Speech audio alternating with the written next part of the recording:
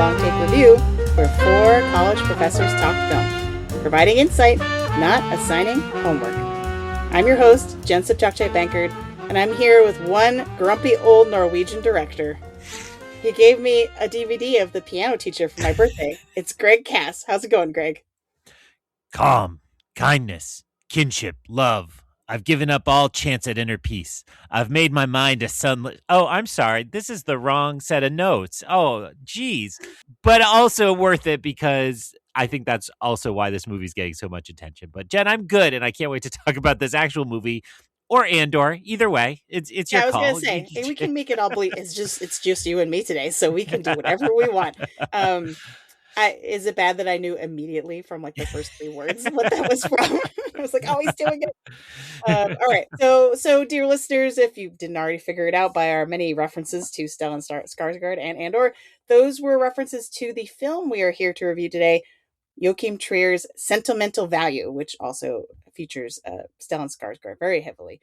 The family drama nominated for 9 Academy Awards, which actually shocked even me, who technically already knew that, is available to rent or buy at home. Greg, do you know if this is coming back to theaters for the Oscars campaign or what? I believe it already did. I think right like a week or 2 weeks ago, they did a night of like, welcome back to theaters, come see it again. It should be, AMC and a lot of the chains do the big picture kind of marathon showing. So it'll be in the mix for those, which I think are this weekend or next weekend. Yeah, Oscar voting starts, I think, the end of this week. It's soon. So I'd imagine a bunch of those screenings are probably going to be ramping up a bunch for that. But anyway, if you can seek it out at the theater, or if it's easier, you can seek it out at home. But either way, Renata Reinsve, whom cinephiles will recognize from Joachim Trier's 2021 film, The Worst Person in the World, plays Nora, a stage actress who gets an offer from her estranged father, played by the now mentioned several times Stellan Skarsgård. Or Skarsgård. I still can't. I don't know if I could do that. I don't know. I've always gone Skarsgård, so I'm sticking to it. I don't think I can change now. I'm old. And he offers a role to star in his next film. Nora's sister, played by Inga Ipsdottir Lilius, and an American actress, played by Elle Fanning, get tangled in the sticky web of her strained family history. So, if that premise sounds exciting to you, you can hang around for probably the first 20 minutes or so. We'll have a spoiler-free section designed for those who have not yet seen the film. And then with a very clear alert, we will shift into spoiler mode for the rest of the show. And actually, we have a movie news update planned. So it's probably going to be 30 minutes at least that you will be safe if you don't want spoilers. But first, Greg, if listeners think we were born to play the part of podcasters after listening to this episode, what can they do? Jen, if they don't want to cast us with a younger American counterpart, then they should not miss any new episode when it drops by following the Long Take Review wherever you get your podcasts. Indeed, right where you're listening to us right now. We will keep being here, so please subscribe. We host the feed on Jen's Substack at thelongtake.substack.com, but you can also find us on Spotify, Apple Podcasts, Overcast, YouTube, and so much more. You can also follow us on Instagram, Threads, Blue Sky at Long Take Review, and on Letterboxd at LTR Pod or the hashtag LTR Pod to see what we've all been watching, although I think I maybe am the only one watching movies anymore. I don't know what happened to the rest of you, but yes, find us there. I have been watching movies, but either not quite finishing them, and therefore I feel like I can't log them, or just forgetting to log them, so I will catch up soon. I'm like 3/4 of the way through Song Sung Blue, so I'm working my way through the Oscar list. Thanks, Greg. So we're just about ready to get into our discussion of Sentimental Value, but first, we have a movie news update. Just in off the wire, it's your Hollywood news. And we laugh because it's so funny. Oh, I missed that. We just should do more of these. So we're doing a movie news update because last night, well, in the US, it aired last night, the BAFTA Awards, which is the British Oscars, a big precursor in the Oscars race. And we just kind of wanted to, acknowledge, since it's so fresh, right? We're catching this at the right time. We wanted to kind of offer our general takeaways in terms of what the winners mean for the race and kind of what we thought about them. Greg, what were some of your big takeaways from, because you struggled, and this is, I'm filing a complaint against just like broadcast television and streaming. Like, you were not actually able to watch the ceremony because it was kind of hard to find. But so you had to read the winners, but what did you think of it nonetheless? Well, I think you're right, and it's funny because there was a change from last year. I believe you also assumed it would just be on BritBox again, and I went and upped my free trial of BritBox. I was all ready to go. Found a different email. I hadn't gotten one on before. Signed up only to find that it was not on BritBox this year, and I believe that's because the E Network bought the rights to play it in the U.S. What was also strange about this choice, and I know you struggled with this as well, is that we all knew it was airing, live in the UK at the equivalent of where I am of 2 p.m. And then it was not on the air until 8 p.m. on the East Coast. So I stayed off social media for the whole time. Although, I don't think there were that many spoilers that ended up floating around because of reasons, other than that Paddington was there, which I know confused and baffled you, but seemed to delight most of the internet. So I will say what I found most surprising, and I think this is probably a lot of other people too, is that the BAFTAs essentially took a pass on weighing in on Best Actor. And so, if as one of the more up for grab categories, maybe not totally up for grabs, but a little less settled than many of the others, it was surprising that the BAFTAs went and awarded a British actor for a film called I Swear, which will be eligible for the 2027 Oscars because it's not getting released in the US until April. So that to me was one big surprise, that it's not Chalamet, it's not Leo, and that race remains a little up in the air, although I would say still tilted towards Timmy. Seeing the Wheaties box behind your head and my head suggests that at least here we are tilted towards Timmy. Yes, a student noticed that the other day when I was talking to them. I didn't know. I didn't know how. I never know when they ask stuff like that. I'm like, how much do you want to talk about this? Or are you just trying to be nice? Like, do you want me to hear my thoughts about belonging to A24 to get this box? Yeah.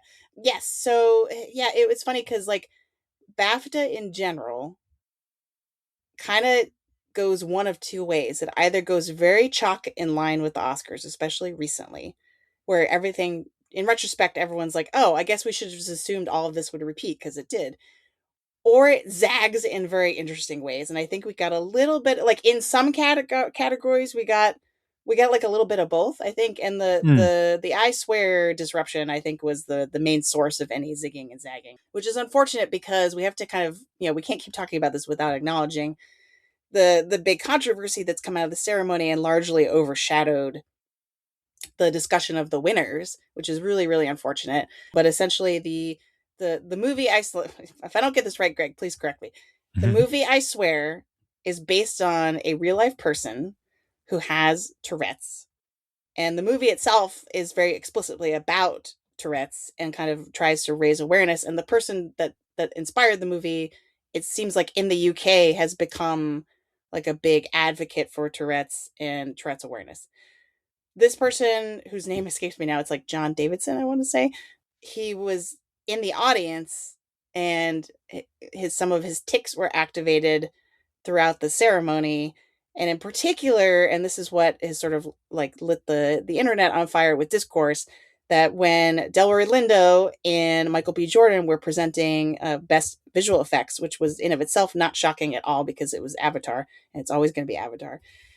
But during the ceremony, John Davidson, because of his Tourette's, yelled the N word at them from the audience. And so the big controversy around this, like, there's a lot, is sort of like, how did the BAFTAs like let this air? Because I guess the BBC version, so this is where the time delay that Greg was talking about becomes very important, because the ceremony happened. So like, I'm on the West Coast. The ceremony happened like at like 10 or 11 a.m., but didn't actually start airing in the UK, but not in the US at like you said, like at 2 probably, or like at late a couple hours I later. think that's right. And but for the US, no one was able to watch the ceremony until like the equivalent of 8 p.m. wherever your time zone is. So this happened, But I think my understanding is that the BBC broadcast that aired on a little bit of a delay still included the audio from this incident, and they kind of like left it in. But they clearly made edits in other ways. Like a lot of people were saying, there's a movie called My Father's Shadow where one of the filmmakers accepting the award said "Free Palestine," and they edited that out. So a lot of people are Oof. upset about like that. It's a mess, Greg. It's such a mess. I've been reading Yeah. about this Yeah. all morning. But when I was watching it, which I was watching it through YouTube TV, but it was broadcast by E, and I checked it. I put earbuds in and replayed it. They edited it out. Mm. So between like in the 8 hours from when this happened, somebody had the wherewithal to edit the audio of this out. But either way, Alan Cumming made an announcement. Like, to me, it seemed like an hour later, to the point where Mm. like when I was watching this in real time, and PT was very good. He had read articles about this, but didn't tell me anything while I was watching it at home, because he kind of wanted to see my reaction. And it was really difficult for me to piece together what had happened until afterwards, Mm. because my version had the audio cut out. But like much later, like later in the ceremony, because the visual effects was actually the first award given out. Much later in the ceremony, Alan Cumming made what a lot of people are saying is a very unsatisfactory and inadequate apology, apologizing to the audience if they were offended, but not actually apologizing to Delroy Lindo or Michael B. Jordan. Obviously this is causing a lot of discourse. But BAFTAs have since, like today, like a whole day later, BAFTAs have, like, everyone involved has issued statements and apologies and all that sort of thing. So hopefully we can kind of move forward. But it's tough. It's tough out there on the internet right now.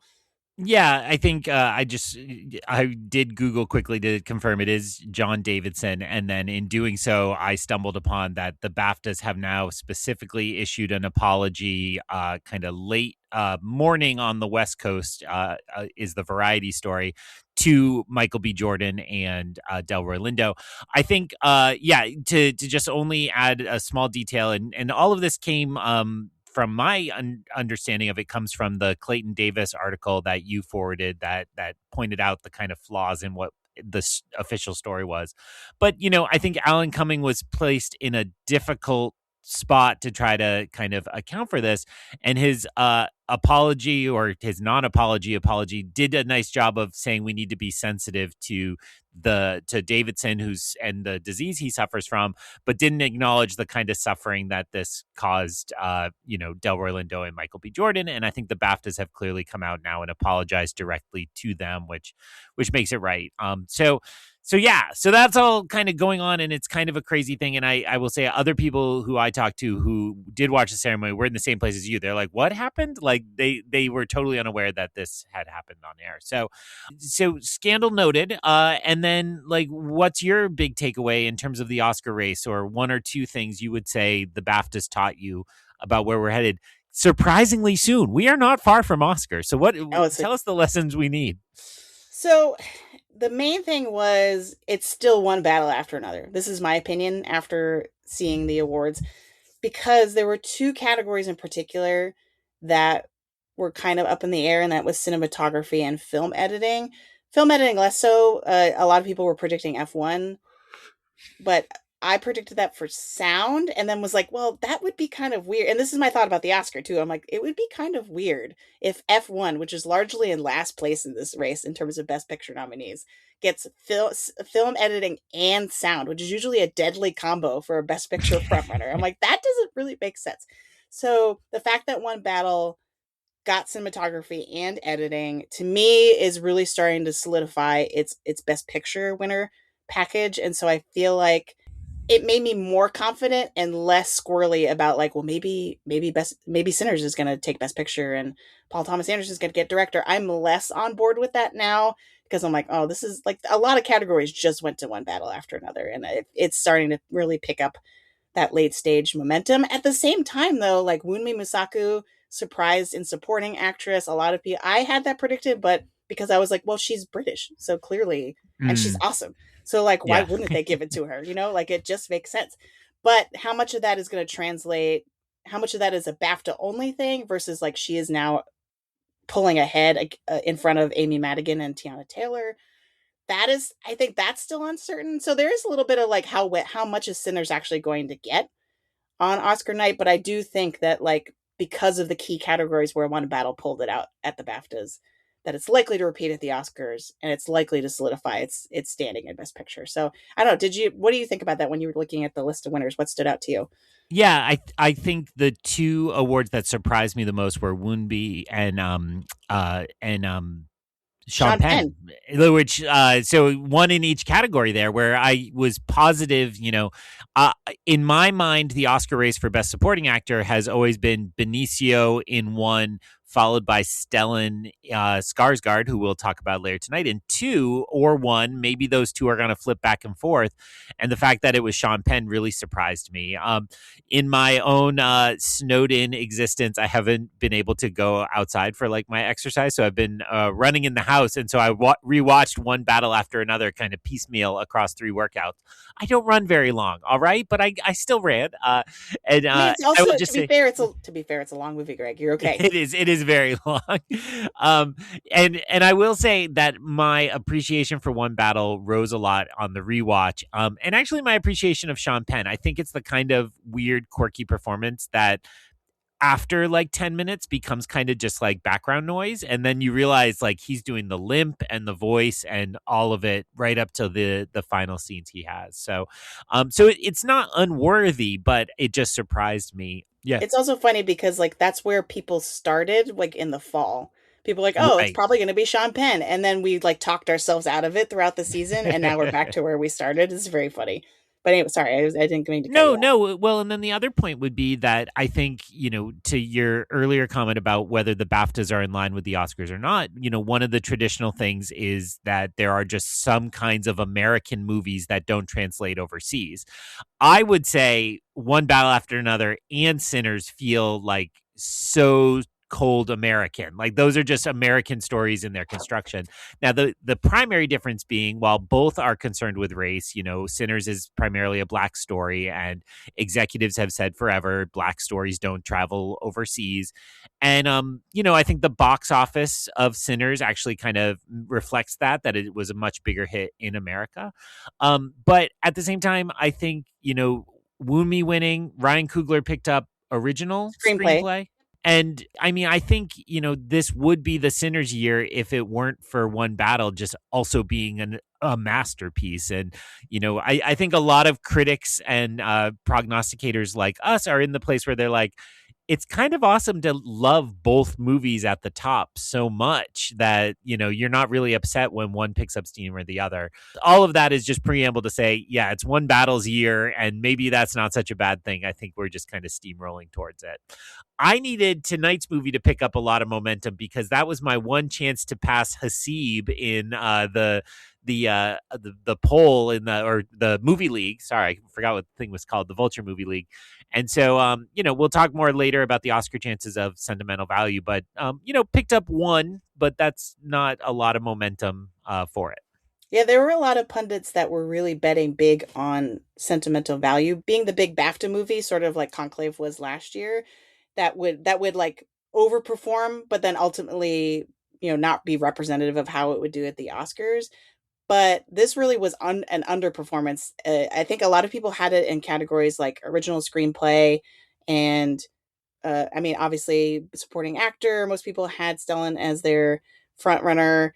Casting, a lot of people had Sentimental Value in there because it's such a core, tight knit Yeah, it's a great cast. one. And where that's mixing like, and people were also like, well, the BAFTAs like European things, and Sentimental Value was the best European-ish movie, right? So a lot of people kind of like managed to say like, oh, this was going to be its biggest place. A lot of people were also saying like Inga, it's Ipsarter Lilius, like if she was really going to make a play for supporting actress, she would have to win here to stay in the race. And now, like she didn't win, obviously. So yeah, it's definitely like kind of a wah wah moment. We'll get into its sentimental values, Oscar chances at the end of the episode, but like I think that Best Actor, for example, went to Robert Aramayo, the star of I Swear. That's he's not even nominated at the Oscars or at SAG or anything else. It's just he's just nominated at the BAFTAs, but and so his win at being a surprise does show weakness for like Timmy's campaign. I think. So that's how you have to think about it, is like things where British, like very British leaning things win, is less about the actual thing that won, but more about what didn't win instead, and that being weaker. So I do think there were a couple of categories where Sinners, like I think Sinners mostly lost to I Swear. And so like I think it's I'm backing down from Sinners winning Best Picture, which like a week ago I was like, it's happening. We're getting a split. This is so exciting. But now I'm not gonna be as confident about that. And just note, Jen, for listeners trying to keep track, we have the next major milestone would be the Actor Awards. Is that correct? Is that this coming weekend? So PGA, I think, is technically before, but is not broadcast. Okay. That's and the DGA 28th. already happened. Yes. So Paul Thomas Anderson won DGA. So he's if you're not predicting him for Best Director, I don't know what you're doing. Like that's like one of him and Jesse Buckley, I feel like, are the two surest things at this point. Right. And Jesse Buckley won, but again, yes, but that was not a surprise to anybody. Especially you might say also Hamnet suffered a little, that you would expect it to do very well in Britain, but yeah, it did fine. It got hers. Yeah, despite Paul Mescal being heckled for the entire show. I don't know if I mentioned this to you. Like Alan Cumming kept picking on him, being like, "Are you on your phone?" Like, and he'd be like, "What? Like, it was a running joke. Yeah, Hamnet winning Best British Film, but then not doing what Conclave did last year and winning Best Film also, which went to one battle after another, does, I think, tell us a lot about its standing in the Oscar race. I think it is not so strong that we have to consider it even third behind Sinners. Yeah. So, and not putting Spielberg on stage, bummer. Like it just feels like the thing to do. But okay, Sam Mendes is involved too, so he gets to speak. Right, it was his turn. He is the British one, isn't he? Yeah. Like, so I mean, where are you with Best Actor right now, given what happened? I think it's Timothée Chalamet. I do think that the BAFTA loss could be a sign that people are just a little tired. Like, he's got an energy that I would understand people being tired of, but the alternative is Leo, and I think everybody still is like, we took care of that a long time ago, which, is not fair, but is a part of that. Leo absolutely deserves to be in the category of somebody who has won twice or three times by the end of their career. So I would still go Chalamet, and it's a little bit of the spread the wealth mentality. I think Marty gets that one and no others, or no other big ones. So. Yeah, that makes sense. I was catching up on old podcasts and want to say the Directors Guild, where Josh Safdie is interviewed by Ben Affleck, is like chef's kiss. So funny, because Ben Affleck is just like, he's just a dude, man. I know it's the Boston in me showing, but he's just like, I love it. He's just there, like, because he is excited about the movie. And at some point, Josh Safdie is like referring to writing with a partner. He's like, you have some experience with that. And Ben Affleck's like, yeah, a little, whatever. Like, it's all don't very want to talk about it. Okay, just gonna drink my Dunkin'. Oh, that's great. All right, I think we did enough. And I don't want to get too far into our talk about sentimental value specifically in the Oscar race. So yeah. So let's put a pin in it for now. We'll loop back to it at the end of the episode. So now, we want to talk about, as we usually start with, the short take. So Greg, what was your general reaction to sentimental value? This is one I was excited for in advance. I loved The Worst Person in the World. I thought that was just kind of a staggering movie in all of its kind of messiness. Like, when I think about that movie, there are all these different moments I remember. And, I remember the big speech towards the end. I'll keep it a little vague in case people haven't gone back. You should go watch this. It's on a lot of the free streaming services. I see it on Canopy's trending list all the time. And I love the kind of romantic couple stuff. And I love the really trippy drug scenes. Like, it's just in the surrealist jog through the city. All those elements worked well. So I was really excited to see this, coming in the fall schedule. And I think mentally I was just like, yep, that'll be like a cakewalk to guaranteed international feature, plus then, more awards.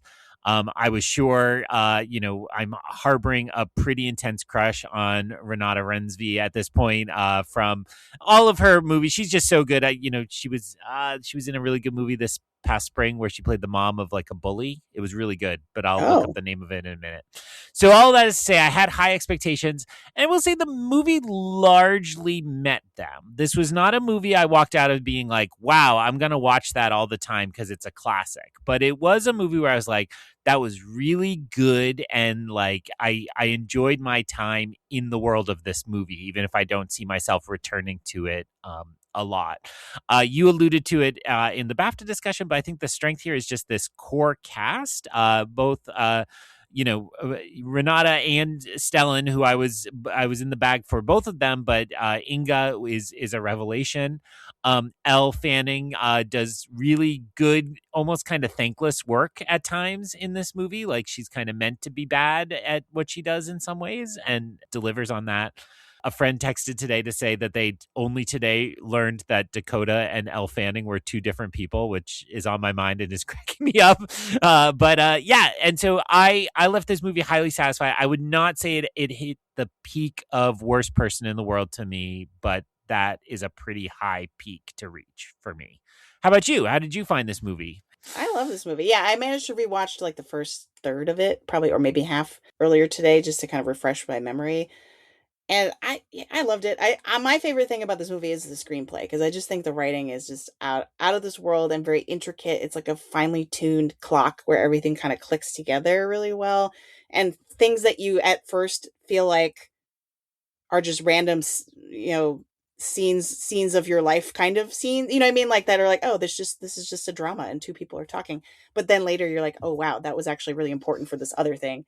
And so Mm. I love movies like that where it's kind of like a puzzle that you have, not like it's not like a mystery thriller. I don't want to misrepresent what the movie is, but it is kind of like in the family drama, and the themes does have a lot of interlocking pieces, and I really enjoyed that about it. Performances are great. They're both like kind of like grounded and grandiose at the same time. I don't totally, and I would say this for worst person in the world too. Like I don't totally know how Joachim Trier does this, where Mm. he writes these like really elevated speeches for characters, but at the same time they feel so down to earth and real. And he finds a really good mix of that. So yeah, I really I actually like this better. I love Worst Mm. Person in the World. I think it's a great movie, but I actually like this a little bit better, and I'm not sure if it's because of just the subject matter, like the type of story it is.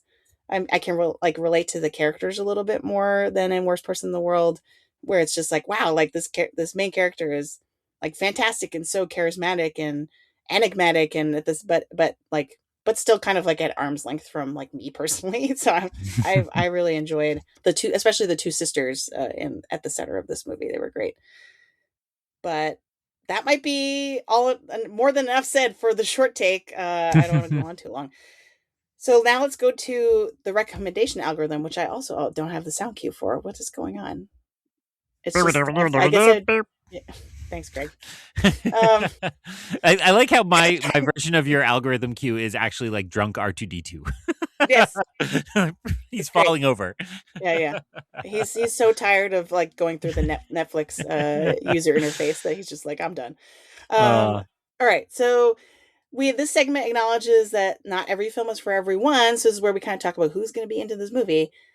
What kind of comps could you come up with for this, Greg? Like what if you're telling someone in your life about this movie and trying to recommend it to them? Like what are the prerequisites? it's a great movie because there are lots of like handholds in very different kind of comps, right? Like there are a lot of things that don't like totally and again, working on my memory, it's like, oh, there's like a lot about the house in this, right? And so like movies about places and things like that, or Here, no, not Here. Is that what that movie was called? The Zemeckis movie? Yeah. Yes. There are I no would dinosaurs in this. That's not a spoiler per se. no dinosaurs, no Ben Franklin relatives. So the one movie I would recommend is of course Armand. People who saw Renee Rensby's earlier movie this year, Armand. I googled it and wanted to make sure I threw that title in. But my real answer is very on brand for Greg, and I'm so sorry, but it is so accurate, which is Royal Tenenbaums. This is like Yeah. very much in line with kind of the reconciliation of a father to his alienated children. The children are in many ways kind of prodigies in their own art and their own right. And like so much of the action is about like dealing with what has happened, but also not dealing with what has happened. And I would even argue that they have a very similar sense of the house, right? The I forget the number, Archer Avenue in Royal Tenenbaums is like a place that matters in the structure of the film, and all the characters come back there in a way that's not totally dissimilar from this movie. So I think, this is not like what would be a great double feature, but I would love to play the two of them kind of in an evening, and I think it would work pretty well. That's a really good call. I hadn't thought of that. It's like if Wes Anderson went to IKEA. Is that is that where we're Well, at? and Gwyneth Paltrow's character in Tenenbaums does is an actress and does Oh, plays, right? true. Like, is a playwright. So there's a little bit of that as well. Yeah, I mean, you're right. You need that. Uh, I think Royal Tenenbaums is very much a New York, although kind of fake New York movie, whereas this is definitely the international flavor of that kind of brand. Yeah, and we should also say, just from a language perspective, obviously you should watch a movie no matter what language it's in. Hmm. As Bong Joon Ho says, it's only an inch barrier. But this movie is, I would say, more in Norwegian than I would have expected based on the trailers and advertising for this movie. I think Mm. they really tried to hide the fact that most of the conversations in the movie, unless someone's talking to Elle Fanning, is not in English. So that's just another thing. So it needs to be one of those things where like you can focus on, you can't second screen this, right? Because you got to read a lot of Yeah. the dialogue. So that's just advice about how to watch it. But yeah, I would also say, like, if you like any movies that are about artists or creative people, like sort of like you referenced with Royal Tenenbaums, to me, this is maybe too close to this year and this award season, but this movie is much better at what Jay Kelly was trying to do than Jay Kelly. So if you've Mm. seen Jay Kelly and you were like, man, that was kind of disappointing, this movie is gonna, I think, fulfill, like it will give, this movie will give you what you want in terms of like artists looking back on their lives and reflecting on the choices that they've made and their legacy and all that kind of stuff in a way that just, again, feels so much more grounded than in Jay Kelly, which feels very lofty, and kind of like unrealistic, I guess, but which is partly purposeful. But this is not a Jay Kelly review, so I don't want to get into it. But that's kind of the first thing I thought of. I was like, oh wow, because I had watched Jay Kelly before watching this movie, and I was like, oh, this is like Jay Kelly, but really good. Yeah, well, and I would also say I think there's an advantage to getting rid of all kind of direct comps to real life, and maybe this answers part of our later outline. But the problem I have with Jay Kelly is like they get to the end and they're like, here are the clips from Jay Kelly's career, and you're like, wait, these are just the crappier George Clooney movies you could buy Yes. the rights to, right? Like we can show Leatherheads because George Clooney owns Leatherheads as the director of Leatherheads, so he gave us those rights and so on. So yeah, I do think I think that's right, and it's a better version of that. I also and we can save more of that for the discussion later, is that I would say that part of it that works so well for me is that it never feels indulgent. It never feels like, oh, poor me, I'm an artist and life is hard. It actually is about the ways in which art is present and not present. Some of my thoughts about Hamnet back in that episode, listeners can go back in the feed and find Hamnet, I think applies here, right? I was the more generous to Hamnet than PT's long-standing hatred of children and women's issue. No, of just the representations of the play in that movie. But I will say that, part of, I think, a kind of thread line through a lot of nominees this year is this idea of what is the place of art in our lives. And I think that's a fair question all over the world right now, especially as arts institutions are under attack from forces that want to defund or control them. So I do think that's a great theme to draw out that people might be interested in. Yeah, and I would also warn people against assuming this is just a quiet, like, on family drama ensemble play. You know what I mean? Like, because it's apologies to Antonio, but this is not just an Antonio movie, right? The ones that PT says are like sad, with sad people and are quiet. But it actually, like you, what you just talking about, it made me realize that it actually has a lot more in common with the other Best Picture nominees than people would think. So like there is a strain of like talking about fascism and its impact. I'm going to be intentionally vague because I don't want to give any spoilers away, but I can see connections between this and Secret Agent, this and Mm-hmm. One Battle After Another. It's not as loud, but at the same time, like it's in there, right? It's a multi-layered film in a lot of ways. So it's not necessarily what you assume it's going to be, which I really enjoyed.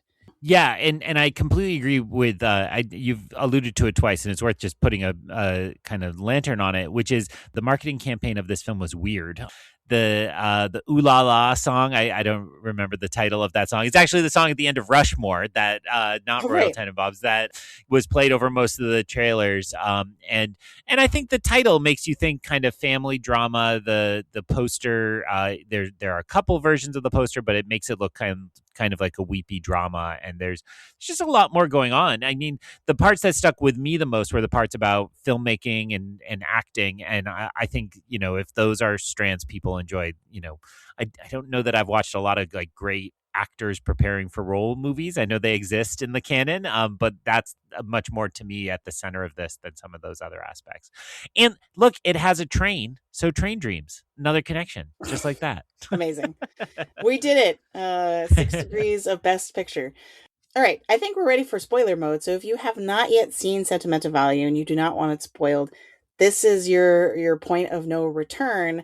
We encourage you to go seek out the movie. Like, I think both Greg and I are both recommending it. Go watch it. You'll be not only more up to date on the Oscar race and can participate in that circus with us, but you also get a really great viewing experience out of it. So spoiler mode starts now.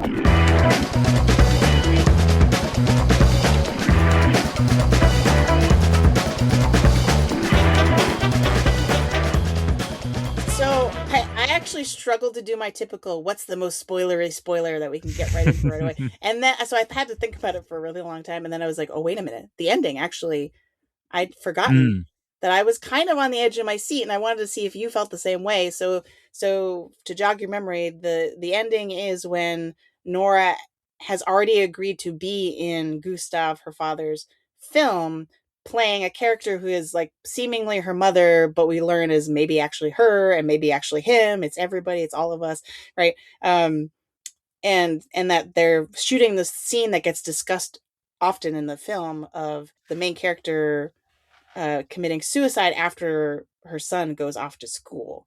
And I don't know about you, Greg, but like I was terrified this whole time. I was holding my breath, and I was like, wait a minute, because there was just throughout the movie there had been just enough slippage between mm, reality and art, like because they trick us some with the editing sometimes. Where like, oh, you think this is a flashback of the characters, but wait, no, it's from a movie that he made, right? And so yeah. I was kind of like, it took me a long time to be like, wait, but this is the movie, right? Right? She's not actually going to kill herself. So, what was your reaction to the ending? Yeah, I mean, I think the actual ending sequence is just a complete showstopper, and it's so well done. And for me, my primary reaction was I was sitting there watching it unfold, and then I was like, oh, and then she's gonna say this, and then they're gonna do that. How do I know this? Like, what am I? And it like took me surprisingly long to be like, oh, right, they walked us through, like, Stellan Skarsgård's character blocked the whole scene, and then Renata Renzi's character is acting it out exactly as he blocked it. And that nice formulation you just gave us of how it's like it matters that it's both of them creating this version of the person who's absent from their lives, and all that kind of is what filmmaking and art can do for us. And I really loved that, and then the break out of that moment forward. So I can't agree with you that at that moment I was really wrapped up in, oh my god, she's going to commit suicide for real or something, because then it would have been like he prophesied it in a weird way, or he foresaw it. But I was kind of like just totally ensorcelled by this like wonderful performance on screen. And when he had been describing to Elle Fanning's character how she would do it, and she was like, overwhelmed by the possibilities, then you realize, each beat that he described is met here, and that was there. Now, earlier than that, I was often very worried about her Sure. character because, this kind of bravura opening where she goes completely mental before going So on funny. stage, which, absolutely in the first 5 minutes, I was like, this might be the greatest movie of all time. And it's just everywhere and it's all crazy. And then it kind of settles down. But I think when the two sisters finally have their scene together, it felt healing enough to me that's probably when I stopped worrying.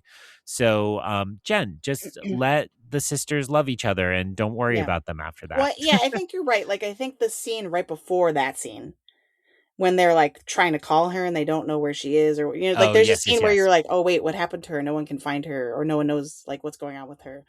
That I think is the point at which you're actually supposed to be kind of worried, to be like, oh, what happened? Like, are we going to find out that she killed herself, or that she put herself in harm's way in some way? Um, and they make so many references, and the references are so authentic because they're never explicit. Like, it's like characters Mm, talking to each other about like, oh, but they use such coded language of like, oh, but do you think she's there again? Right? And no one ever yeah. says, do you think she's depressed? Do you think she's going to commit suicide? Like, no one actually says those words, but it's very clear like what they're Yep. implying to each other. Yeah, you're exactly right. That goes back to your point about the screenplay being so good because that's how families talk about an incident of that kind. Right, and that's kind of the whole point of this movie, is that when your families often can't actually just say all the things they need to say to each other, they try to find all these other ways to kind of communicate it, but in obtuse or kind of roundabout ways that aren't actually effective, right? Or they never get to say things to each other, and it's tragic, right? Yeah. Which sort of feels like that's the moment of this movie, is that how Gustav as a child was impacted by his mother's death, right? And that she was just gone, and that he's like, you get the sense that his whole adult life has been trying to like grapple with that through his art.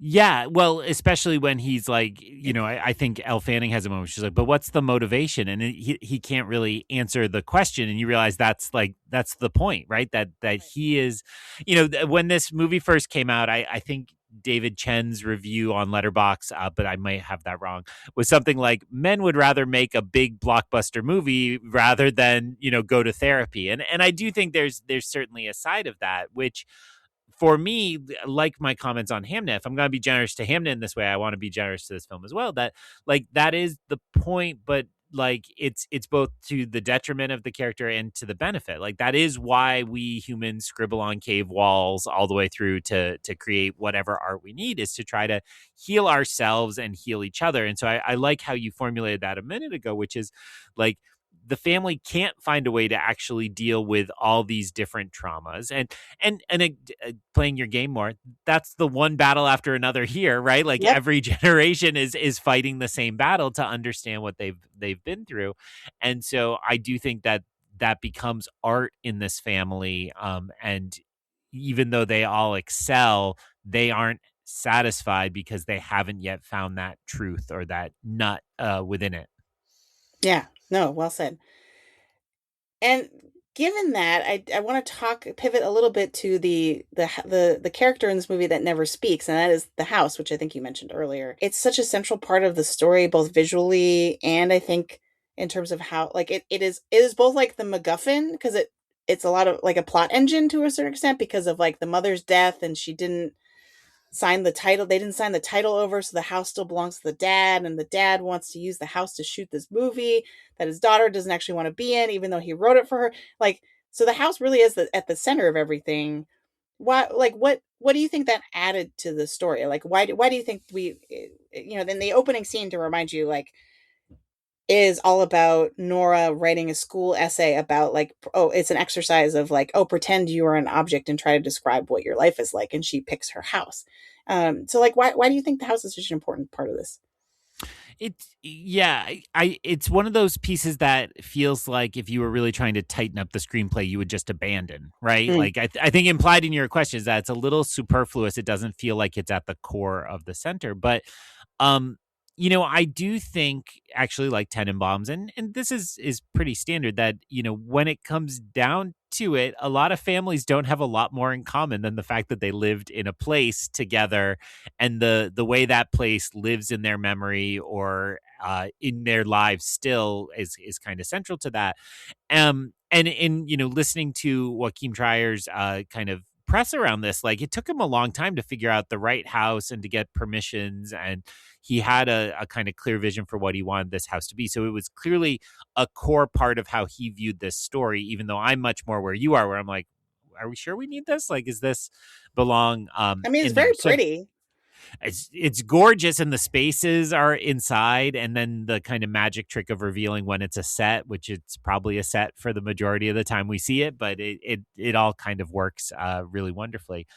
um I will say that again, I think that does help give a sense of this movie wants to be about this one family, but about all families. And the house also makes it about this moment in time, but all moments in time. And Mm. it feels like I've heard it called the Tootsie shot before, because I think Tootsie originates where you get the wide crowd shot and then the camera zooms in on somebody and look, it's Tootsie, and we're going to tell you the story of this one person, but we could tell you the Mm. story of anybody. And I do think the house content makes me think about how, like, this is the story of this one particular family, but we just picked this house, and we could have picked the house across the park, and we could have picked this other place within that. So I think I'm answering and dodging your question. What have you come up with as you thought about the house and why we start there, and how the house plays a role? Well, I think a big part of it, I keep coming back to the title of the movie, which they don't Mm, really make a big deal out of in the screenplay. I do feel like there's one moment, which I didn't have time to find before we recorded, but like there is a moment where the word sentimental gets used. I think it's Gustav that says something. He's talking to his like his like DP or like his other filmmaker friend, and they're saying something about being sentimental, but it's not like an overt like the type. It's not like No Other Choice where it's like they repeat the phrase "No Other Choice" like a billion times. yeah. And not to say that it doesn't work. It totally does. Go listen to our episode about it. But to me, it feels like there's this connection that it's kind of reinterrogating this idea, because usually when people say something has sentimental value, it's kind of like a negative thing, right? Like it's like we're overly sentimental about objects that don't actually matter.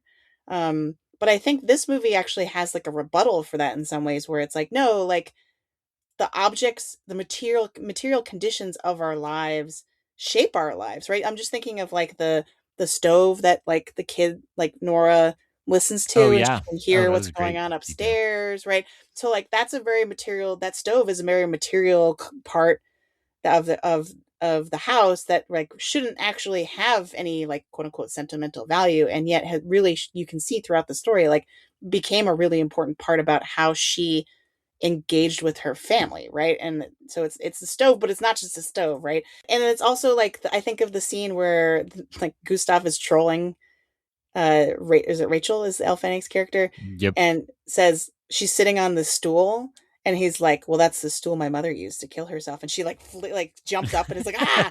um and then he turns to his daughter and he's like, I told her that stool was the one that your grandmother like killed her. And then is it Agnes is the sister's name? She's like Mm. she's like, you mean that stool from IKEA? Like, and I was like, oh good, they made the IKEA joke for me, so I don't have to feel bad doing that. But the idea is that it's there's nothing intrinsic, there's no intrinsic value, and there's like some Marxist term that like would help me with this, but I can't remember what it is. But Mm. there's an intrinsic, no intrinsic value to the object itself. It has value because of the memory or the story that we tell around it, right? And I think that's like some kind of metaphor for how the family is interacting with each other and stuff like that, that they are turning to these objects. It's also like a historical thing too, because I think some of the Yep. best scenes with the house are the ones that cut across time, like that Yeah. middle sequence, and especially when they actually show the flashback of the mom, and it's basically what Gustav describes when he's blocking the scene, but in real life, and the sound work from when they cut from the stool falling over Mm. to feet stomping at like a dance party that the sister was having. I was like, this is genius. Like this is like next level stuff here. So yeah, I think that was a really long-winded answer and didn't necessarily make a No, lot of I sense. But I think that's really smart to say that, the film is playing with the idea of what we put value in, but more playing with the valences of that word in the mhm. title. And I like that idea of, things contain value as signifiers, not Oh, as there we go. objects. Yeah, I don't think that's a Marxist No, term, that's not but what I was thinking of. but There's we another get we term. get closer to it there, which I think is right. And I'd kind of forgotten about the stove. So when you mentioned that, it made me think about, like, not only is that how it defined her relationship with her parents and the house, that, like, the household that she was a part of, but then that's what she chooses to pass on to her nephew, right? So then that intimate moment between them becomes a signifier of what he will take with, and it goes on and on and on. And I do think that that is very true to the way families live and Mm, experience things, right? Like, I'm sure listeners and probably you have had the experience of, like, cleaning out a grandparent's house or and there are always these moments where you're like, well, this is where they kept their deck of cards in this box, and it's like, well, but I don't need a box in my house to keep a deck of cards, but this is their yeah. deck of card box, so we can't donate this to Goodwill. We have to, and I do think the film is playing a lot with that at the level of the house and the objects, and then you add in that layer you already alluded to of ownership and who owns those things and how does that value get expressed.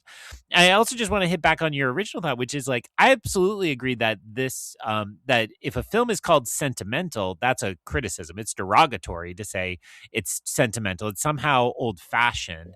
And I think this film is kind of owning that term and saying that these characters are dealing with something a little bit old fashioned, but it is so important and striking and kind of filled with all the drama and goodness that makes this movie work, that it's really wonderful. Like, it's like, because all the stuff about how it's meta and with Rachel and the daughter and the text it's all very postmodern. But there's, like, this core of, like, but what really matters here is just this kind of simple old truth, which is the places, the people, the events of our lives. It's great. Yeah, and that's the thing that Gustav is chasing, right? That's why he's so convinced that and it ends up not being true, but he's so convinced that he can only make this movie in this house. And for him, it's like the closer he can get to the real place, the Hmm. the closer he can get to, like, emotionally processing his grief, right? But that ends up it doesn't actually matter, right? Because they just use a set at the end, and it actually works out better. When he's trying too hard to be too authentic, right, and too close to reality, it's actually less productive from, like, an emotional standpoint. It's sort of like how Rachel feels like that she has to have, like, a Swedish accent, Yeah. and tries really hard to, like, she's the researcher, right? I actually really identified with her character. She's like, she just wants to do homework. Just let her do her homework, okay? Like, Yeah, she's just yeah, trying she'll to get figure out there. whatever. Um, and so the fact that she thinks, okay, I just need to get close to the reality of this, and then I can play this character. It is a very similar journey, and they both kind of run up against a wall, right? That doesn't actually work out for them. So I was trying to Google what I meant earlier, and I think Marx uses use value, exchange value, and intrinsic value. So I think that's what I was thinking of the idea that, like, Nice that pull. material goods there's different types of value that we can assign to goods and material. Well, So and since you just were so nicely talking about Rachel and doing her homework, I do think it matters that she's surrounded with all those vapid, terrible people, right? yes. So, like, there's great comedy in those moments, and she is clearly, yes, she's an actress yearning for a better part, yearning for something prestige, an awards play. It's all kind of in the mix, but I think at the heart of it, she's looking for a connection, and it's wonderful that this is almost a rom-com between those two, in not in an actual romance, but in, like, a creative romance, in that Mhm, they're like, oh, we can take from each other what we need, we can find in each other the truth we've been seeking. And their breakup scene is just, like, painfully wonderful, because it's like, oh, this is not at all what we should be seeking, and we were mhm, never going to find it in each other. I think Rachel catches on much earlier that, like, oh, you need to be talking to your daughter, not to me. And the pain of her feeling that she's, yet again gonna kind of do the festival film and all that feels like you're doing all the right motions, but has no intrinsic value, just has Yeah, all the signifier use value. I don't know if I even I am don't know. following your It lecture. just works. Not that you lectured, but your reference a moment ago. Yeah, and like actually what this is really reminding me of is Drive My Car. I should have said that Mm. in recommendation Oh algorithm. yeah. That has stage actors in it too, like Nora is, right? And but the idea of like distance and reality and kind of mixing up the two and what works and what doesn't.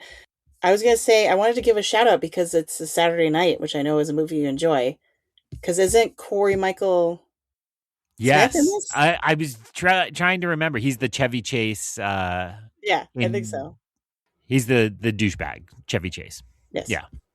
So yeah, that was just a fun. He was. Well, I and wasn't just expecting like to a see him. small role, but they all nailed it, and you laugh a lot. And again, I do think you referenced cinephiles at some point in your opening. And it's like, yeah, there's so much like movie world stuff in this, like going to the film festival and seeing all these kind of elements. It really is a lot of fun in that regard. It It's has a very little of that, fan like coded. It's very. yes, It oh, definitely feels like fan. absolutely. Not And that it's we've been all there, just a but little bit of a let's put on one last big show. Oh mm, God, the scene where he goes to his cinematographer is so good too, and yeah, he's like, oh God, this guy got so old and yet doesn't quite like figure out that he also. he is I mean, he also. does a little. It's like it's played ambiguously, but it's so wonderful. That's a great scene as well. Like your one last ride is not gonna be all it's cracked up to be. Right. And also again, it's that thing of like trying to go return to the exact moment of Yep. your past is impossible, right? Because that's what he's trying to do. He's trying to like he's like I need to work with this guy because I worked with him before when I made movies, right? And then it's like it's never the same. Just like the house changes its look and is like Mm-hmm. remodeled actually quite a few times throughout the Yeah. movie, right? Especially and Gustav actually does one of the biggest remodels where he's like tearing down all the molding and all that kind of stuff and totally changes the way it looks. So the idea of like that, the idea of like that you can never actually return to the past in any real way, is really interesting. But Yeah. you are leading me to one of my other questions, which is Netflix gets a lot of shade thrown at it in this movie, or is like prominently referenced. I want to say Yeah. because they're the ones backing Gustav's movie that he's trying to make, right? Why do you think this is in here? Is it just like to make fun of Netflix? Is it representative of something bigger than that, or what?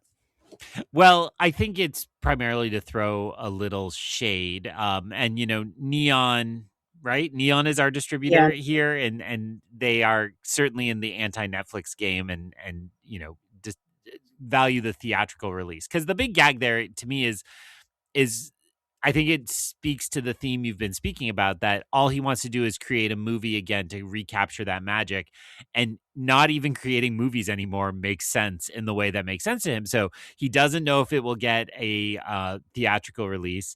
Also, just you shouted it out in my introduction, which is just a all-timer scene where he gives awful choices for movies So to the good. child for his birthday, but he's just a physical media king, so he would never know what Netflix is and never be involved in streaming and all that. But yeah, that is yet another thing. So the house, it can't be returned to it. The family can't be returned to what it used to be. The film industry, his crew, his Mm, people can all be returned to it. And I think throwing a little shade at Netflix to make that joke work was great, and it got a big laugh, as I recall, in my theater, which was all snobby Boston film people seeing the first possible screening of this movie, I think. So nice. So I kind of want to move into rhetorical situation. I'm realizing to ask my next question.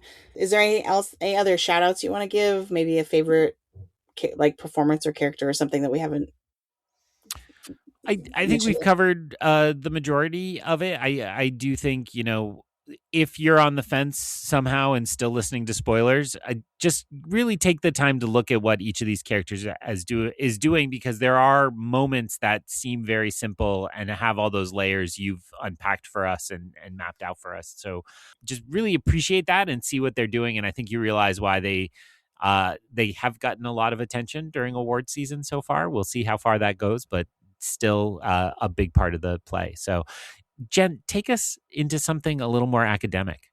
Let's do it. The Rhetorical Situation, a segment in which we look at a film through the lens of our academic experience.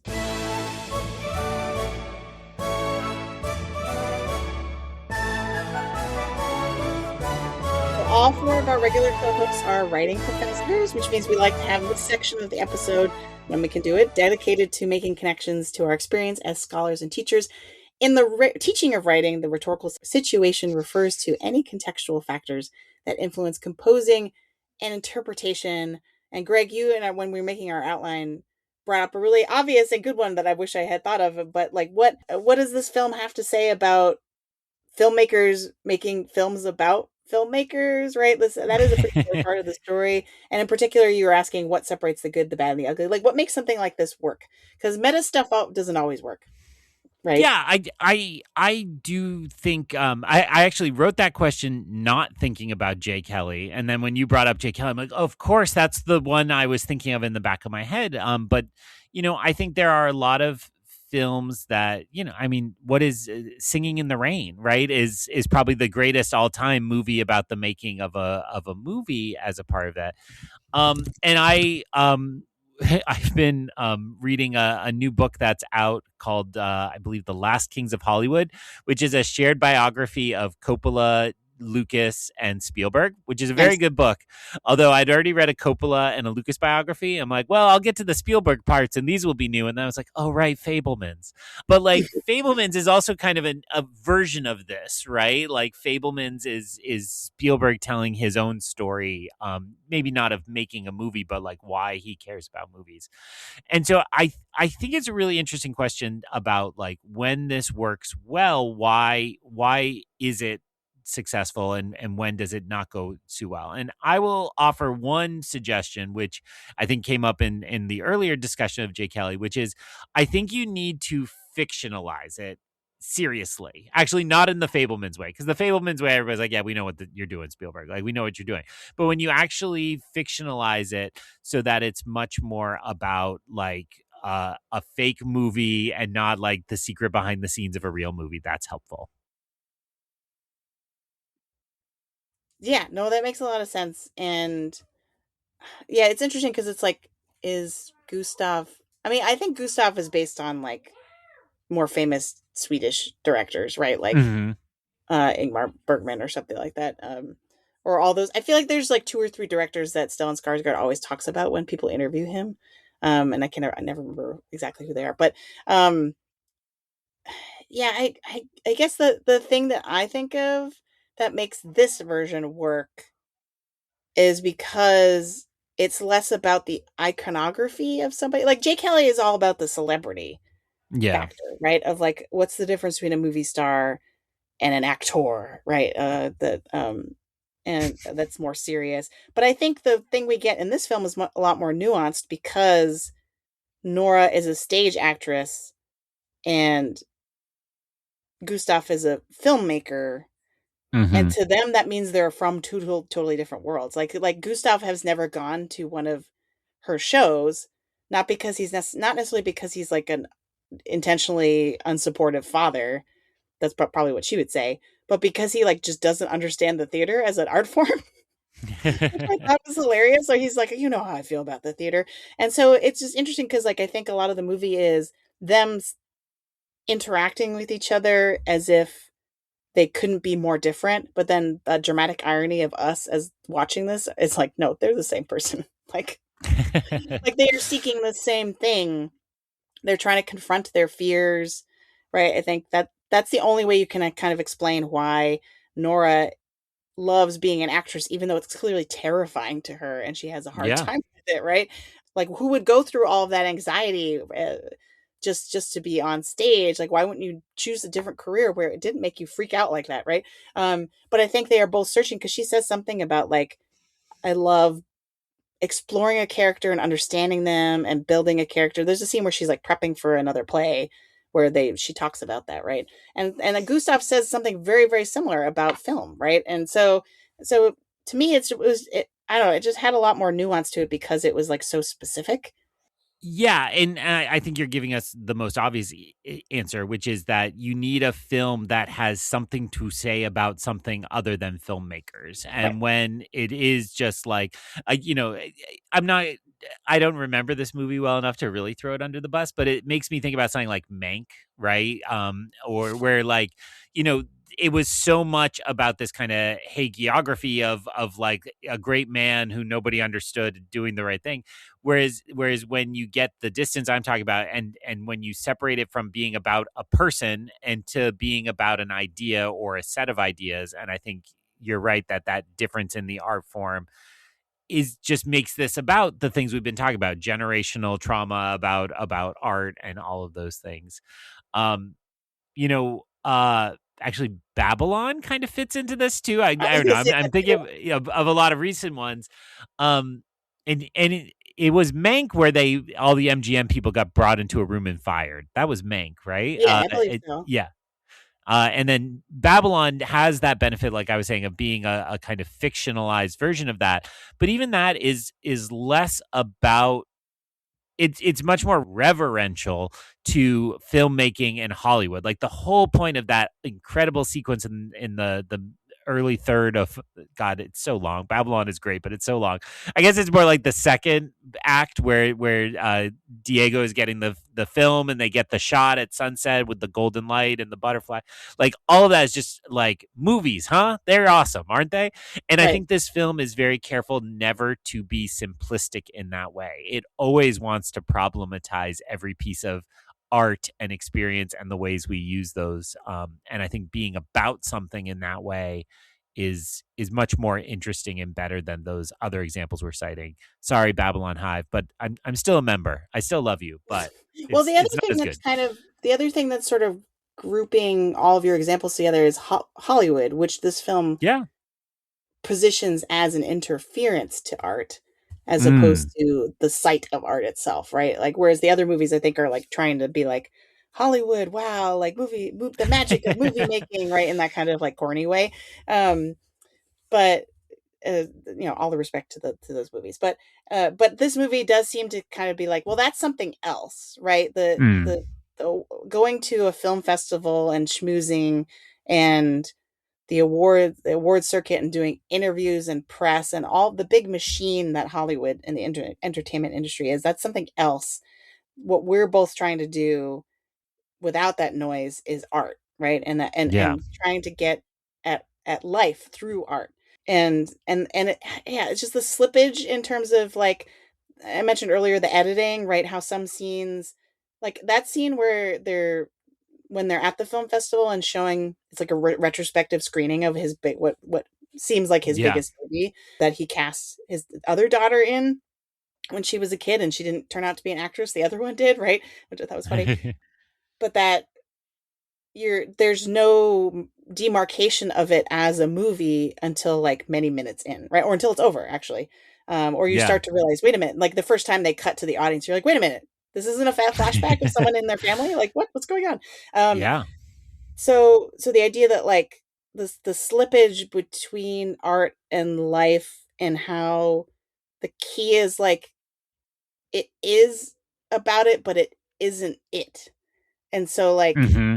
the idea that like the screenplay that everybody reads and then like is like suddenly like, oh, I get it now. Like it's he keeps insisting it's not my mother, right? It's just a character inspired by my mother, but it's not my mother. He like makes that distinction to Rachel, I think at least once, maybe twice. And he seems very like passionate about like that. No, it's not just her, right? You can't just learn about her to get to this character. This character is its own thing, but it's the vehicle through which I am like channeling all of my past, present, and future. And then when the sisters read it, they're like, wait, like how could he possibly? And this to me was one of my favorite scenes where they're like, how could he have known, right? Because he's writing Mm. about his own experience being depressed, but it's so close to and hits such a it feels so real to the sisters of what Nora has experienced that they realize, oh, it's actually this is about you, but then the dad, it's like about also about the dad, and then it creates this kind of like like intergenerational legacy of depression being passed down from generation to generation without them really realizing it. Yeah. Which was really compelling. I was like, oh, like Oh, they did. it's so good and so beautifully done. And I was actually just thinking of the line that we talked a lot about in our Wake Up Dead Man episode about storytelling. And that's obviously about the church, but that's at the core of this idea as well. Now that doesn't count in our best picture because Wake Up Dead Man didn't get that there. But I do think there's a real theory here, or it's enacting the idea of what if storytelling and film creation and all of this art is just meant to get us closer to something deep inside us that's true that we can't express any other way. And the actual feeling of what depression feels like in that way is not just something you wouldn't talk about in polite company, but it's actually something that's incredibly difficult to articulate in real life and in the world of this movie. And so then the fact that they're using their storytelling and their art to just find that empathy, and again, that's Shakespeare on stage with the boy who's not his son, right? With Hamlet, not Hamnet at that Mm, point. And it's kind of, there's something going on in the current right now that there seems to be this desire to try to unpack what art can be in this world where art is being devalued all the time. Maybe in the end it has sentimental value.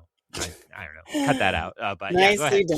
done. You had to do it. So the last thing I'll say before we move on, I know this is not a fully formed thought, but the last thing I'll say before we move on to, I think, Oscar's watch is I think that the mother being a therapist is very purposeful.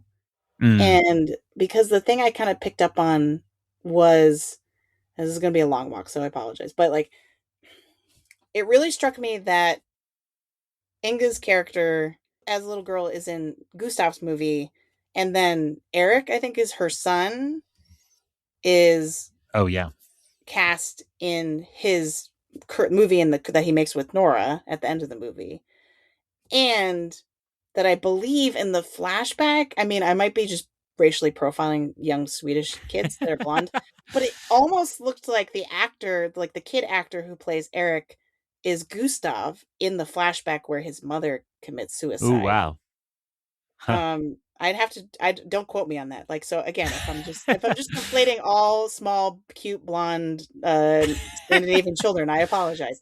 But he was very blonde, so I was like, oh, maybe it's the same kid. But either way, like, it made me think of the idea of the doppelganger and how Mm. like it's like this uncanny horror feeling, but the and so like doppelganger is like someone who, so Vertigo is the best example of this, right? Where it's like somebody who is looks so much like you or somebody you Right. know that it like Or Kim freaks you out, Novak. right?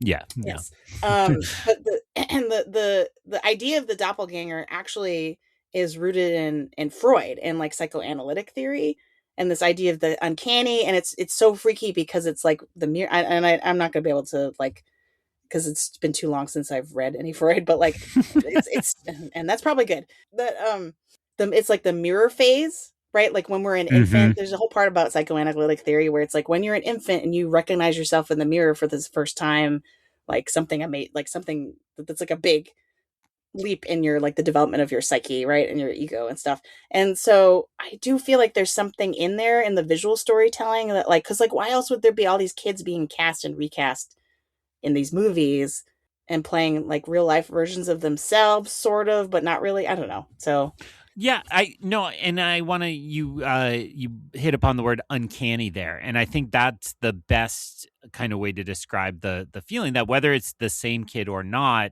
in a way it doesn't matter because it is the same kid, right? It is in that uncanny way that we cast that, and the more constructed version of that, of course, being Rachel slowly getting transformed into dyeing her the hair, daughter. Yeah, she well, really and goes I like don't think sweet I'd white ever female. seen Elle Fanning with dark hair. I'm like, whoa, what happened here? Especially after when all the Predator press was out, where I think she's even more blonde than she usually is for that character. But I do think that I will say in response to this kind of this discussion that when I saw that kid in the end, I can't explain why, but I was not worried about him. Whereas like everything we've talked about in this discussion should be like, oh, and then the cycle continues again and he's damaged by the experience and it goes on. But it felt to me like I had hope. And I don't know exactly where that's founded, but it is almost like enough had been fixed about our main two daughters, their relationship plus their relationship with their father, that now we could see the good parts of those relations coming through. And maybe it is that so many moments before that with the boy are so nurturing, maybe with the exception of the birthday party. But when they're playing with the iPhone and doing the perspective stuff, I was So like, this is cute. awesome. Like, it's Yeah. so fun. And like, I was like, I got to take notes and do this with my son, like figure out how to do this. That was the clip Oh they yeah. showed at the BAFTAs for Stellan Ah, that's a Skarsgård. I good was like, one. that's the best. And then the scene at the stove that we already talked about. It's like they've all found a healthy way to be intimate. They've healed enough that they can maybe protect him. Did you feel dread when you saw him in the movie, or did you feel something hopeful? No, yeah, I felt hopeful because I think the part of the reason he's in the film, right? All jokes about physical media aside, like the he's in there to show that like no, this is Gustav's way of connecting with people, Yep. right? Is through movies. Like he's just totally dysfunctional in any other way, but that's the way that he can get through to people. Same And like Gustav. Same. Yeah. Go ahead. I know, like it's hits home. I was like, because you know, when I was growing up, like regardless of what chaos was happening in my family, us sitting around a TV and watching a movie or something like that is what Yeah. brought everybody together, right? I mean, that's That's why why we're we're doing this here. podcast, Yeah. probably, right? Because that's so that experience is so powerful, and it's a way of like letting every all the other problems kind of fade away, and like you have this unspoken connection. Like you don't need to be talking about all your problems; you can just share this thing, right? And so I think that was really beautiful. Those scenes that where Yeah. he was with them and I yeah I also was not particularly I mean I was when I in the final scene when I was like concerned about whether or not it was real I was like oh no like he's like what's going to happen to him because you can also they also show that he gets so attached to Nora, right, his Yeah. aunt, like they're doing like the little spitting contest in the bathroom. It's very cute Oh yeah. um and like yeah it seems like they're very close and so like that would be super tragic if like that actually happened and He then was there and witnessed he it. then Yeah. had to deal with it, right? For when I was confused at first I was like oh no he's gonna go to school, what's gonna happen? um Uh, but yeah I think you're right that like they don't do a stereotypical like we're breaking the cycle kind of right. thing necessarily, but I think it is a little bit more hopeful. And maybe the way that they are healing with each other throughout this movie will make it so that when he gets old enough, he's not going to be the one like he's not going to inherit all of the baggage from before. And that does fit very nicely with like the fact that it all just proves that the process works. Like, all the way back to the beginning of the movie, she goes absolutely nuts till she gets on stage and then it works, right? Like it works and Right. and Once we she's get there, to then she can that do it. truth. Yeah. Yeah, yeah. Hmm. One last before you go to Oscars watch. This is not related to that at all. But the other movie in the Oscars mix this year that I finally saw is the 3+ hour kabuki theater Well, epic Kokuho. And it's obviously a lot about art and stagecraft and being an actor and the kind of both all the things we've been saying, the kind of toxicity side of it plus the real side of it. And I won't spoil any of that, but I do just want to share one little weird thing from that movie that I haven't gotten to talk to anybody else yet. So you're my victim because I'm toxic and annoying in every way, but I can connect about movies. yeah. But they do this wonderful thing, and it's something you see all the time where an actor in a stage performance rises out of the stage, right? Like they're on a platform that lifts up, and usually there's like a smoke effect or whatever, and they rise slowly and they appear, what have you. Kokuho put the camera on that platform and just showed you what it is like to stand as that actor Well, that sounds and terrifying. rise out and see the crowd all suddenly looking at you and I was like, I'm sitting there in the theater and I was like, I have never once seen that perspective on that kind of, because usually it's about the magic trick of how they do that, or you see the actor behind the stage. I So was gonna say the so only thing I can think of is like there's an episode of Poker Face where someone Ooh, gets murdered through a trapdoor or something, right, in a stage play. Do you remember this? It's in uh, season 1. yeah, it's ringing a bell, but I don't remember. So, but it is funny to me that, for all the things we tracked in Rhetorical Situation about movies, we actually don't interrogate acting quite as much as we do movies. And maybe that's the heart of the distinction you drew, which I would shorthand as film versus movies, which we don't acknowledge on this podcast. We do it all, but I think is very prominent in film discourse. So it's great. Speaking of film discourse, let's go to that was a really bad segue. We're gonna go to Oscars watch now.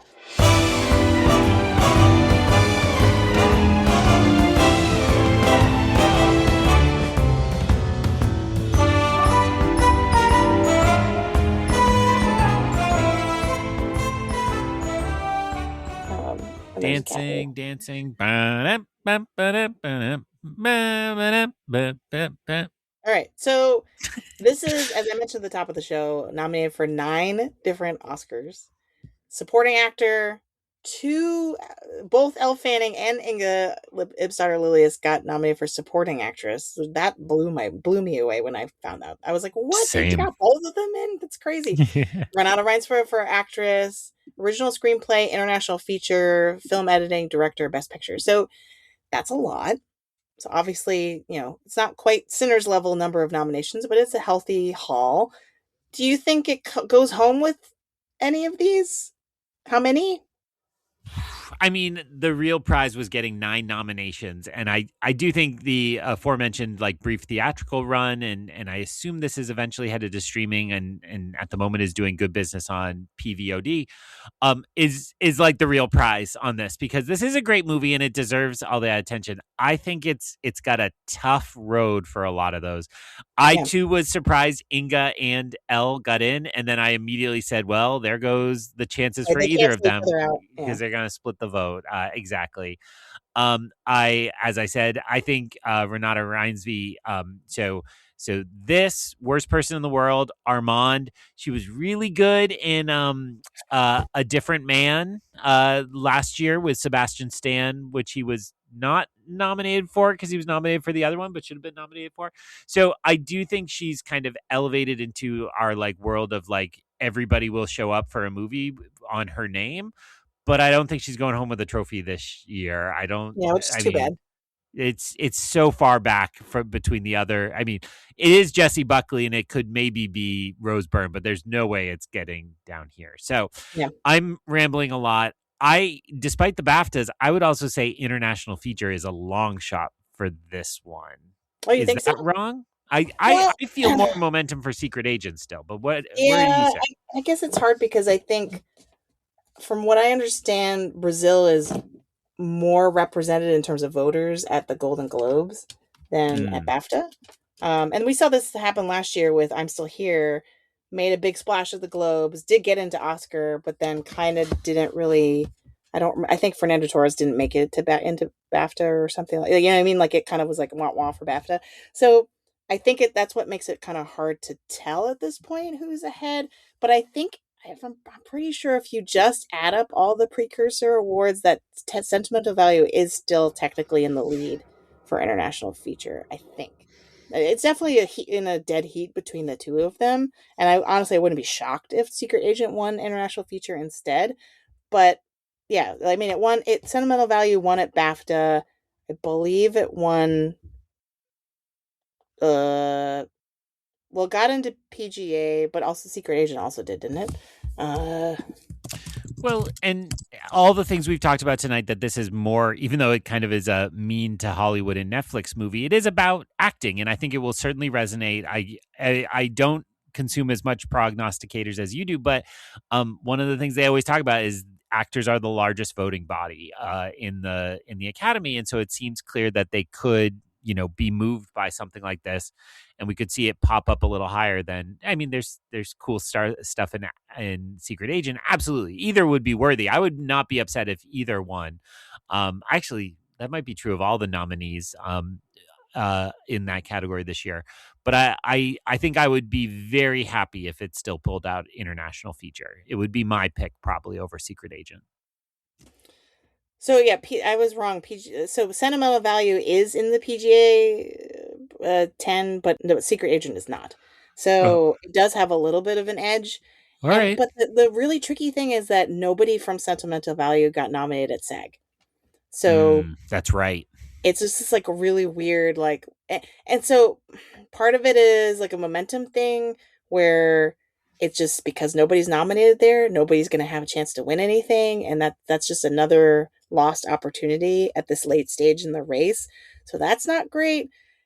And a lot of people were saying if Stellan didn't win at BAFTA, that was kind of it, like because he's not Mm, nominated at SAG.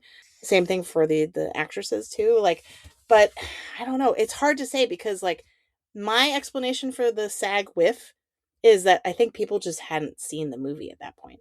And that might yeah. not be the case for the acting branch now because it got so many Oscar nominations. A lot of them could have caught up with it.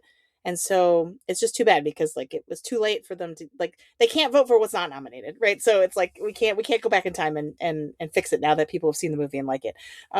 But if And that's the case, then maybe it still does okay at Oscars. I don't know. yeah, well, I was just going to only add that sometimes that works in its favor because people are then mad that they don't get to see sentimental value or meet those people at the party. So they, just as acting opens.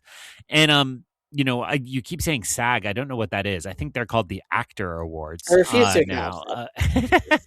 Uh, and so that's coming up as this episode drops. It should be this coming weekend. And we'll see where that puts us in.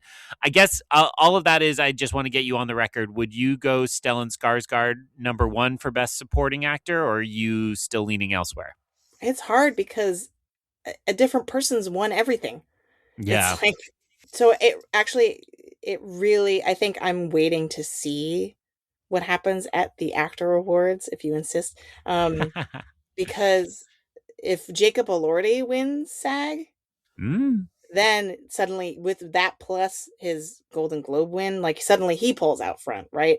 But if Benicio del Toro wins, then people are really like back on that train. But then I don't know, like Miles Keaton, Benicio del Toro, Jacob Elordi, Paul Mescal, who's not at Oscar, Sean Penn. right. So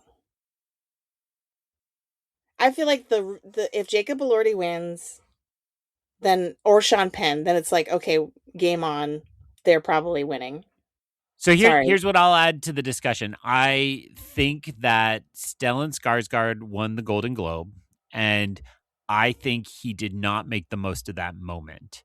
If that Mm, had become I've had a long career. I want to remind you of all the things I've been a part of, all the things you've loved me for. I've never felt this recognition.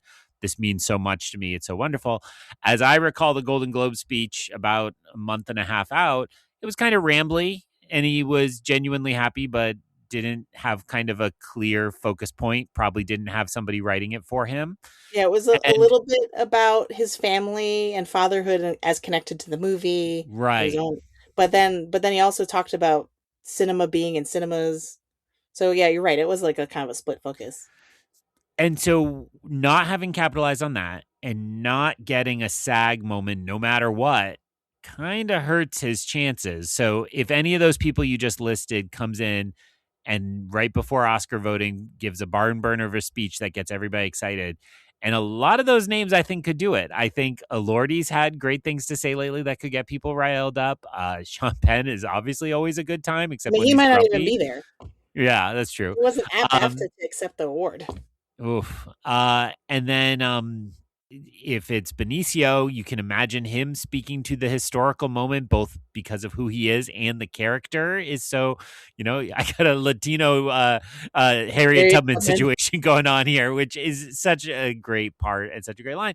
So I think all of that is me rambling to say I think there's a real opportunity for somebody to make a big move off of a good SAG moment. And that can't be Stellan because he's not nominated there. Yeah, it's So tough. I'm worried about our guy. I love that guy. I actually am staring at my Luthen Rael trading card Aw. as we podcast just because that's what's out all the time. So yeah, I do think it would be great and he should be known as something more than just the father of all the other Skarsgårds. Which he is. That's a joke. Right. But I guess they were both on. He and Alexander Skarsgård were both on SNL. Did you? oh, I had I heard that, didn't but I see haven't that. seen it. Yeah. I will spoil. Maybe we'll plug Letterboxd in a moment, but I just watched Melancholia because I'm going through the New York Times top 100 movies, and they're both in that, which I didn't know either was. So like Alexander Skarsgård showed up. I was like, oh, hello! I didn't know there was a Skarsgård in this. And then a few minutes later, I got a second Skarsgård. So it was Nice. a good time. It was a good time. Any last thoughts? I mean, I think if I'm looking at these other categories, screenplay, I think, is Ryan Coogler's Yep. at this point. So maybe it just goes home with international feature. That would be really weird.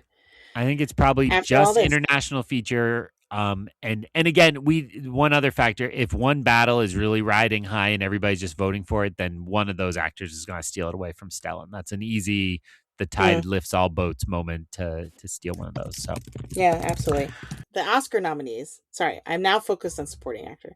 The Oscar nominees are Delroy Lindo, Benicio del Toro, Jacob Elordi, Sean Penn, and Stellan Skarsgård. So a lot of people have been saying that maybe Delroy Lindo, with the popularity of Sinners, and he has a similar narrative to Stellan. Yep. Of being the veteran who's overdue. Let's finally give it to him. So like that could definitely happen as well. But imagine if he just had SAG, a so very public moment where he was disrespected in a big way, and people are reconsidering how they have undervalued him. It's crass and it's gross, but it might actually help him. Right, right? It might make a difference. Yeah. Yeah. No, for sure. Yeah. So like that's a long way of saying I don't know. Is like the both supporting actor and actress right now. Actually, all the acting categories except for actress are very chaotic, which is the opposite of what's normally happening in the past few years. So yeah, we'll just have to wait and see who pulls out front. We're not out front, Greg. We're at the end. No. This has been a wonderful journey that I value sentimentally. Thanks, Jen. Perfect.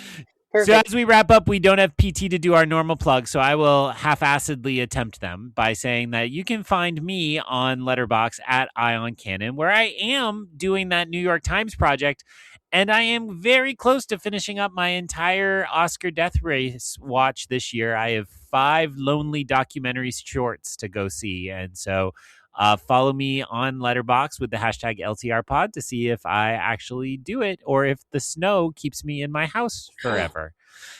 Jen, where can people find you? Oh, they will find me bowing down to you and your ability to watch all these movies. But otherwise, people can find me on Instagram, Blue Sky, and Threads at Sopchockchai, SOPCHOCKCHAI, and on Letterboxd at Qui-Gon Jen. I am overdue for logging Rental Family. That's the movie I watched to completion because it's on Disney Plus now.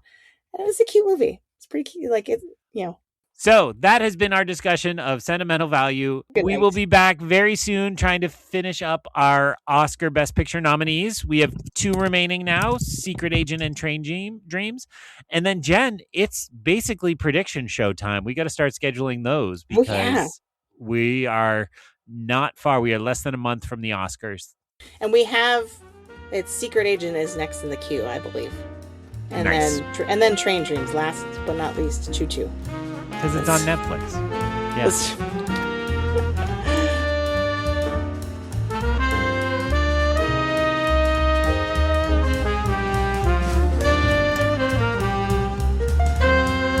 Thanks for listening.